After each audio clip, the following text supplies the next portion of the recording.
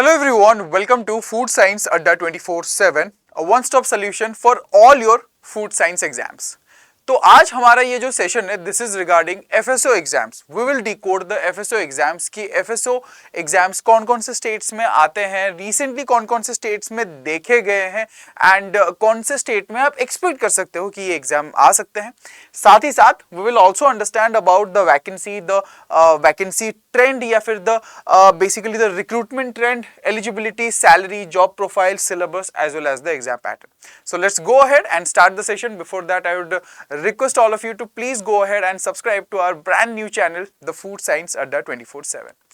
So first, if we will discuss about the state or a confusion that most of you have कि हमें FSS AI CFSO की तैयारी करनी चाहिए या फिर स्टेट FSO की. देखिए, अब FSO मतलब फूड सेफ्टी ऑफिसर है, ओके, जहां पर भी आपको अपॉर्चुनिटी मिलेगा, चाहे वो FSS AI का CFSO हो या फिर स्टेट फूड सेफ्टी ऑफिसर, आपको पीछे नहीं हटना चाहिए अपने तैयारी से. Just give it all of your time, all of your effort and make sure कि जो भी सिलेबस है, जो भी पैटर्न है, उसके हिसाब से आप पढ़ाई कर रहे हो. Now FSS AI या फिर स्टेट FSO की यहाँ पर अगर मैं बात करूँ, ठीक है, तो जो स्टेट FSO है वो जनरली स्टेट के PSCs कंडक्ट कराते हैं एंड रिसेंटली MPPSC मतलब Madhya Pradesh public service commission and Meghalaya public service commission की तरफ से FSO का वैकेंसी देखने को मिला है और दोनों के ही फॉर्म फिलिंग जो है यहाँ पर चल रहे हैं एज ऑफ नाउ. ओके, सो 28 अप्रैल जहां पर मैं ये वीडियो आप लोगों के लिए बना रहा हूं, सो फॉर्म फिलिंग जो है वो अभी चालू है. नाउ कौन कौन से स्टेट्स में एफएसओज देखने को मिले हैं? देखो, मोस्ट ऑफ द स्टेट्स में कभी रिसेंट के 3-4 साल के अंदर एफएसओ की वैकेंसी आई हुई है. जैसे राजस्थान एफएसओ की वैकेंसी आई हुई थी, तेलंगाना एफएसओ की वैकेंसी आई हुई थी, ठीक है. सो आप जो है आपको ये ध्यान रखना पड़ेगा कि आपके पीएससी के वेबसाइट पे कब एफएसओ का रिक्रूटमेंट जो है यहाँ पर रिलीज किया जा रहा है. Now coming to the next one here that जो जॉब प्रोफाइल है एफएसओ का, ये क्या है? देखो, एफएसओ की जॉब प्रोफाइल की अगर मैं यहां पर बात करूं, सबसे पहले तो आता है inspection of food establishments and obviously food safety officer है, तो जो फूड एस्टैब्लिशमेंट्स हैं उनका इंस्पेक्शन, उनका सुपरविजन और उनका सरप्राइज विजिट्स या सरप्राइज इंस्पेक्शन जो है वो टाइम टू टाइम होते रहते हैं.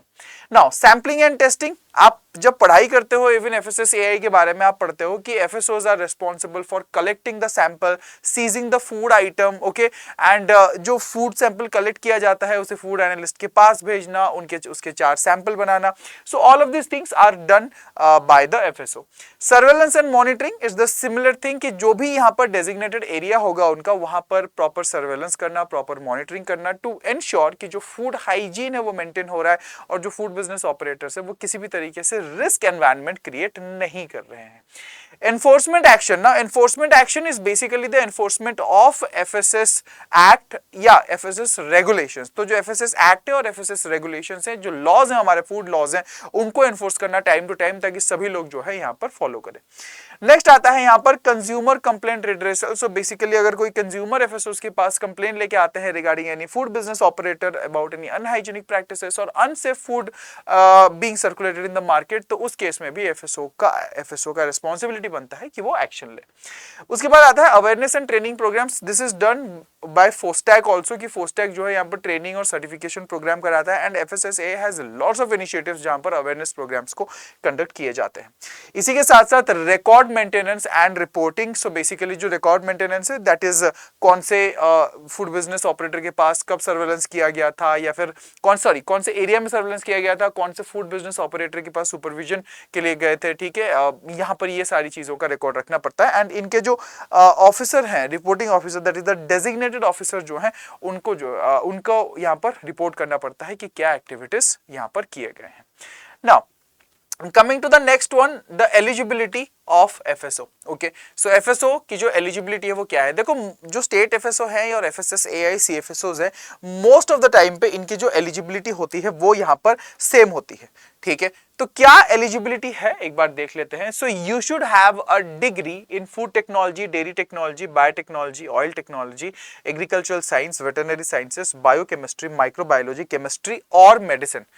अब देखो जब हम बात करते हैं ना डिग्रीज की, तो देखो फूड टेक्नोलॉजी से लेके मेडिसिन, मतलब एक्सेप्ट केमिस्ट्री, यहाँ पर हर जगह पे आपका ग्रेजुएशन या पोस्ट ग्रेजुएशन पीएचडी कुछ भी होगा तो चलेगा, लेकिन जब हम केमिस्ट्री की बात करते हैं ऑब्वियसली एक स्पेसिफिक फील्ड हो जाता है जहां पर पोस्ट ग्रेजुएशन दिया जाता है। केमिस्ट्री में ग्रेजुएशन डिग्री नहीं होता है, it's bachelor in science not bachelors in chemistry, ठीक है ना। ओके, सो यहाँ पर जो है, हाँ there are certain degrees like bachelor in chemical sciences, ठीक है, आई गेस ये इंजीनियरिंग का एक पार्ट है, बट यहाँ पर जो मोस्ट ऑफ द डिग्रीज होते हैं दैट इज पोस्ट ग्रेजुएट या फिर एमएससी होता है यहाँ पर केमिस्ट्री में।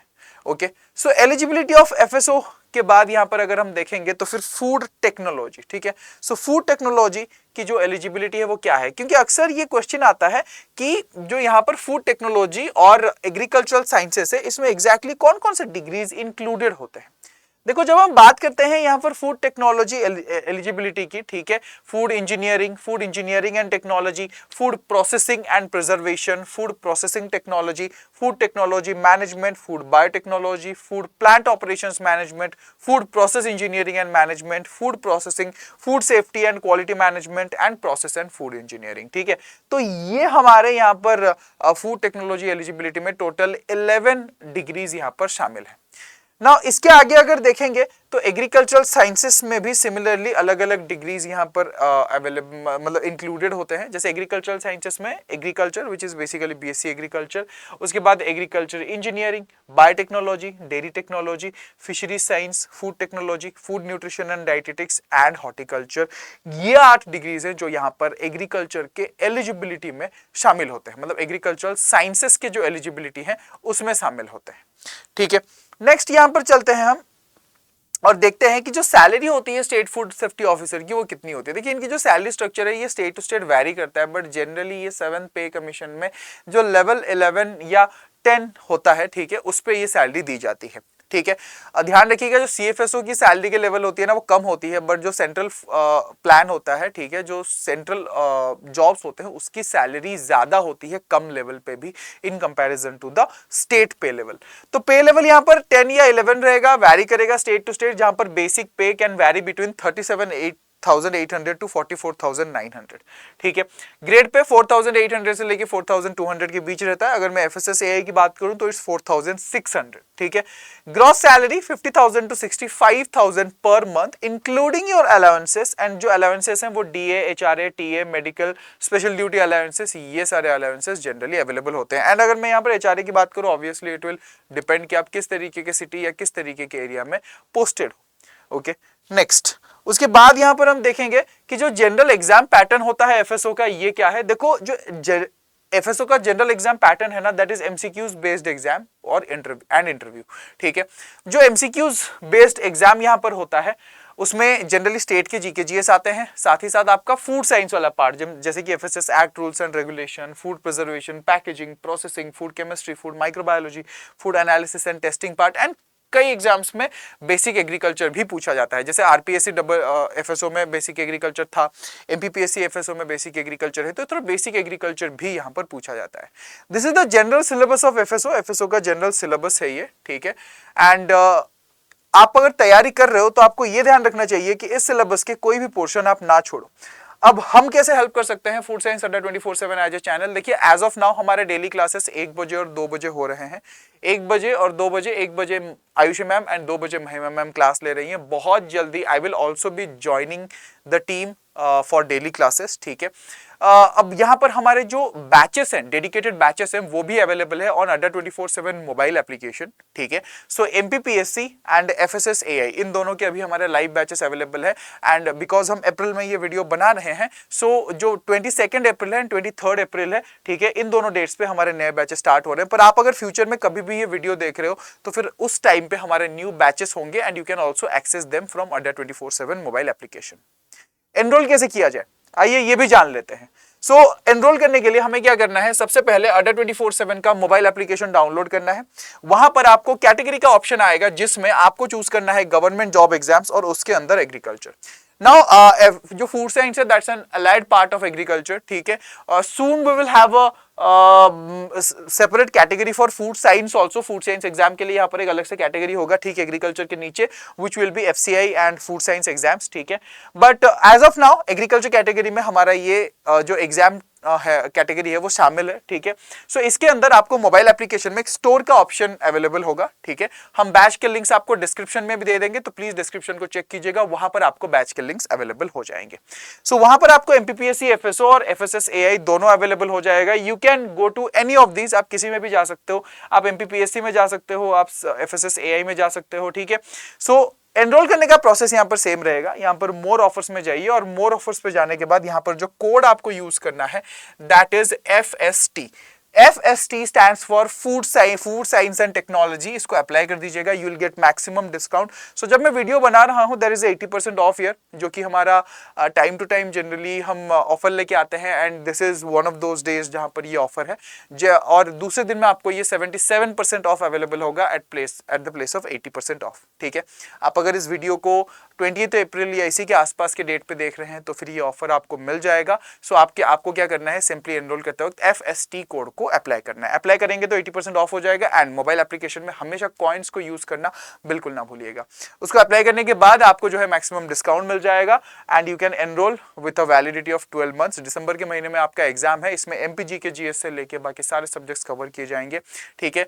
अप्रैल के बैच में MPG के GS में हिस्ट्री का पार्ट रिकॉर्डेड होगा, बाकी सारे पार्ट जो है वो लाइव होंगे। अगर आप कोई दूसरे मंथ के बैचेस ले रहे हैं तो फिर यहाँ पर हो सकता है कि पॉलिटी और आगे चल के जो बाकी पोर्शन है वो भी रिकॉर्डेड हो। तो जब एक सब हमारे MPG के जिसका जो एक पोर्शन है वो लाइव हो जाता है तो it is added in a recorded format, ठीक है।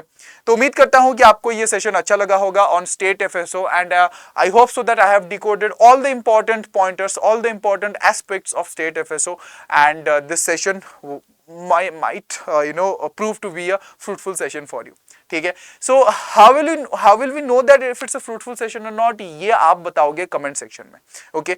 Please share your views in the comment section. Session अगर अच्छा लगा तो लाइक कीजिएगा, शेयर कीजिएगा, ठीक है। और ऐसे ही बहुत सारे और सेशंस हम फूड साइंस अड्डा 24/7 पे आप सभी लोगों के लिए लेके आते रहेंगे।